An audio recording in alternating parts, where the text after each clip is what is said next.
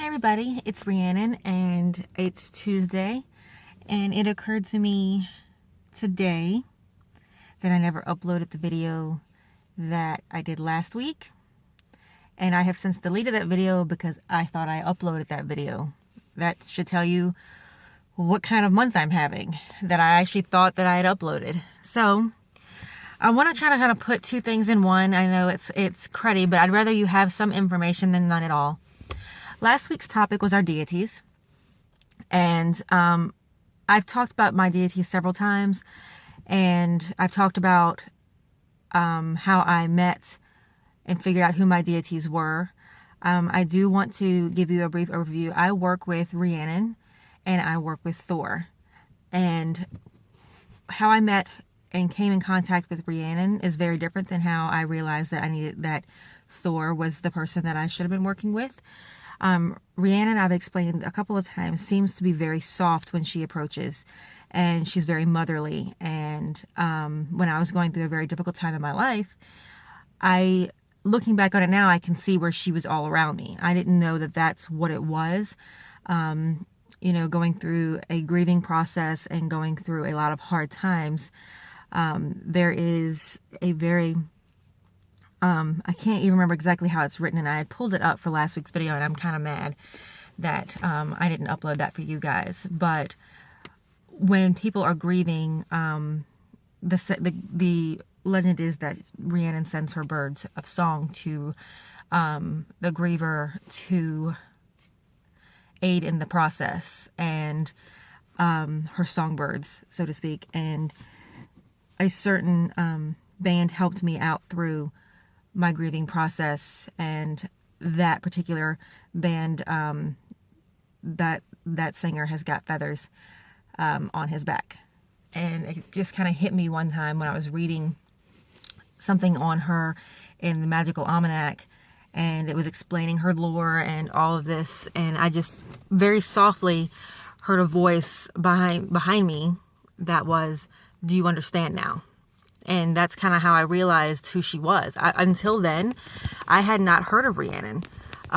It was very strange. I just kind of picked up that book and started reading, and everything really resonated. And then I heard that voice, and it was very soft. And I started trying to find everything I could possibly find. And it's very strange around here.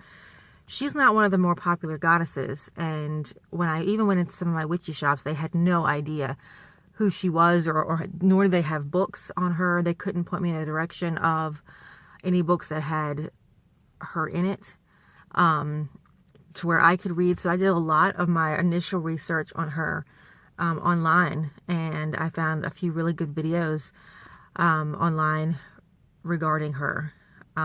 So that's how that came to be. With Thor, it was a little bit different. Thor, I was kind of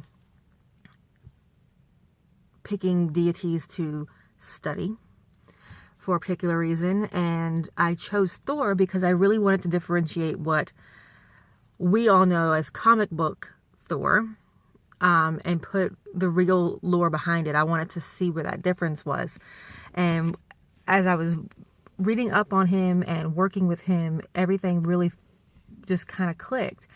And I had an experience through a dream that, with him, that showed me that that's where I was supposed to be, and that I didn't pick this by coincidence, that I was led to Thor for a reason. And even still, he's my more aggressive deity. If he needs to get my attention, he gets my attention. And I've always said that I'm not really one of those people who does really well consciously. So a lot of my communication with Thor is through when I sleep, through dreams. So anyway, those are my two deities. If you have any questions, because I feel like I really didn't get to go over as much as I wanted to, what I wanted to say, considering last week's video was double the size, which sucks because I really thought I had uploaded it. This week's topic is the meshing of different pieces, so to speak, of religions, and kind of meshing them together. And I think I think we all kind of do that. I think any witch who doesn't read all sorts of stuff, I feel lacks. And even if you don't practice voodoo or you don't practice certain other types of magic, it's good to read up on them and just have that in your knowledge bank. And when I first started, way back when I was 18, I had 2 books. I had the Earth, Air, Fire, Water book from Scott Cunningham, which I'm pretty sure most of us have started out with, or at least one of his books. And then I bought a book on gypsy magic from Raymond Buckland. And it was gypsy fortune telling. That's what it was. Gypsy fortune telling. And, you know, to this day, I'm still very drawn to the gypsy culture. I'm very much drawn to gypsy magic. And, you know, I do put the types of divination that I read in that book into my practice, along with, you know, other types of divination that don't necessarily come from that culture, but they come from others. The same with other forms of witchcraft. You know, a lot of us have puppets and a lot of us have voodoo dolls, and not all of us obviously grew up in that culture, but we do pull things from different cultures that we read that we feel connected to. And I think that that's really normal. And I think that that makes a person stronger. And I know that there used to be, I mean, I've heard several arguments of, if you're not born into this culture, then you shouldn't do this, or if you're not a natural, you know, if you're not, there's certain branches of witchcraft that people think that you need to be born into, and that doesn't mean that you can't study them, as you know, and reading that and studying them and taking and breaking things apart and making them your own. I think that's okay. And I think a good portion of us do that.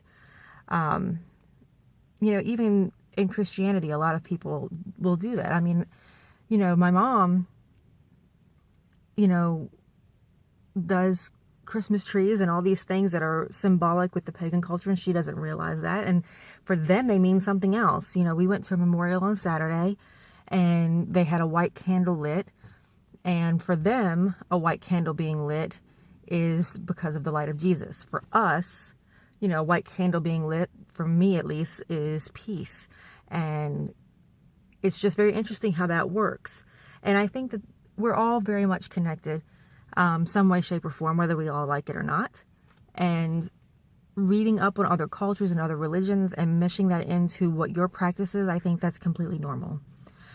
So I hope that you share with me maybe who your deities are, since we're a week behind. And I hope that you share with me some of the ways that you blend other ways into your own practice. So until next week, I will see you guys later. I hope you guys had a really wonderful holiday weekend. Even if you don't necessarily celebrate Thanksgiving, I hope that you did get some time in with family, because, you know, most of the country does celebrate. And so even if you don't, you have time off, hopefully. So I hope you got some family time in. So until next week, blessed be.